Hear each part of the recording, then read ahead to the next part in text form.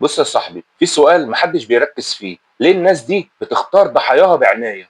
الضحايا مش عشوائيين، بيختاروا بدقة وبدم بارد. لو جسمك سليم، سنك صغير، واضح ان صحتك تمام، ولو من بيئة شعبية مهمشة محدش هيدور وراك، يبقى انت كنز بشري بالنسبة لهم. لما بياخدوك مش بياخدوا كلية وخلاص، ده جسمك بيتقسم حتة حتة: الكلى لتصفية الدم ومطلوبة في زراعات الكلى، الكبد بيتاخد منه جزء لحالات تليف او فشل كبدي، القلب للي عندهم فشل قلبي تام محتاجين قلب كامل، الرئه لعلاج امراض التنفس المزمنه، رئه واحده كفايه للمشتري، القرنيه علشان يزرعوها المريض اعمى او عنده فشل في الرؤيه، الجلد بيستخدموه لعلاج الحروق والتشوهات، نخاع العظم، البنكرياس، الامعاء، العظم، لكل واحد فيهم دور حيوي بيتباع حسب الطلب.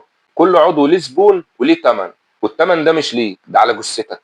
والمصيبة بيقتلوك بصمت، ياخدوا منك الحياة حتة حتة. وده مش بس إجرام، ده كفر بنعمة الروح.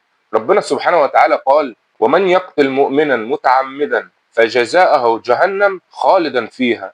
خليك واعي، ما تمشيش لوحدك في مكان مظلم، ما تثقش في أي حد غريب، وخلي بالك من أولادك وإخواتك. وجسمك مش للبيع، وافتكر إن السكوت عن الجريمة مشاركة فيها، وكل ما توعي حد ربنا هيحميك زيه. التوعية مش رفاهية، دي وقاية من الموت. انشرها يمكن تنقذ روح. سلام.